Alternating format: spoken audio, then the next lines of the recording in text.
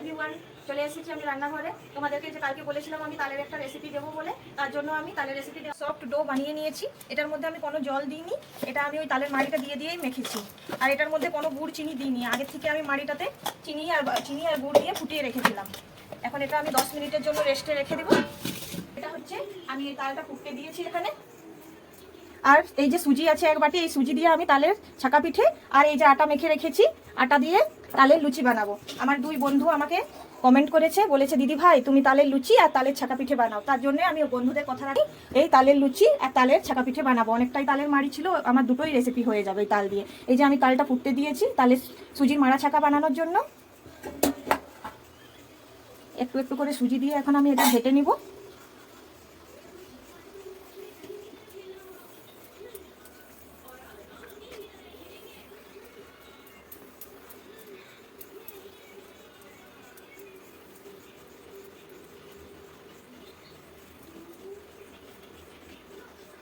একটু গ্যাসের ফ্লেমটা আমি কম করে দিব, তাহলে সুজিটা একটু ভালো করে সেদ্ধ হয়ে যাবে। এই যে গুচি কাটা হয়ে গেছে, এখন আমি এক এক করে সব বেলে নেব। প্লেটে একটু তেল নিয়ে নিয়েছি, একটু তেল দিয়ে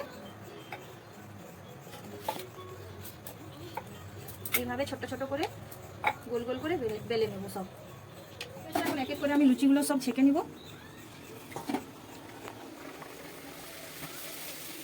এই দেখুন বন্ধুরা কি সুন্দর ফুলছে।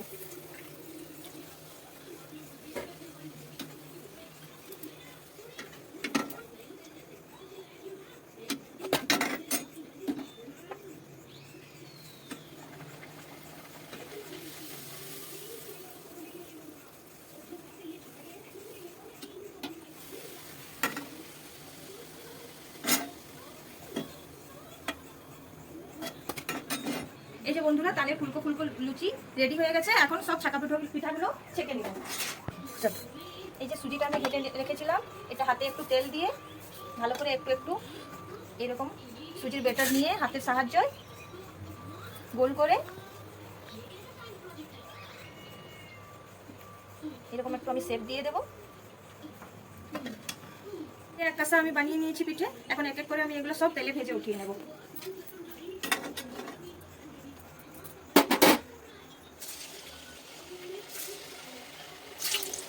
গ্যাসের ফ্লেমটা মিডিয়াম রাখবো, তাহলে ভেতর থেকে ভালোভাবে এটা ছাকানো যাবে।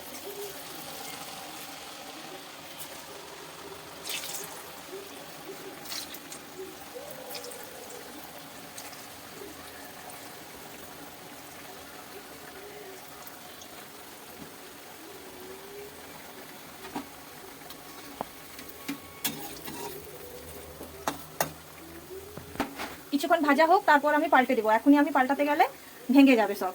এখন 5 মিনিট পর আমি এখন এটা উল্টে নেব। এক পাশটা হালকা হালকা লাল লাল হয়ে গেছে, আর এক পাশটা এরকম ভাজার জন্য আমি ভালো করে হালকা হাতে একটু উল্টে নেব।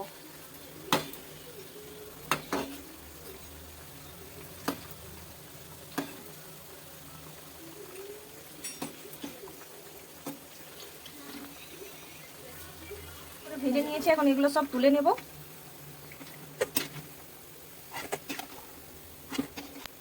এরপর আমি এগুলো সব এভাবে আমি ছেঁকে নেব।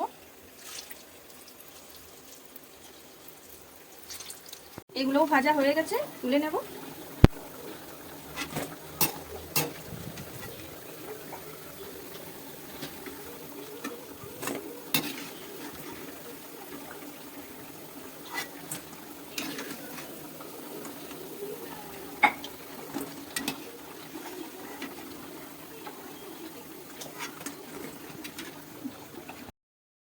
এই দেখুন বন্ধুরা আমার রেডি হয়ে গেছে এই তালের লুচি, আর এটা হলো ছাকা পিঠে। পুরো এক গামলা করে রেডি করে নিয়েছি, আজকে রাতে পার্টি হবে, জমিয়ে খাবো আমরা।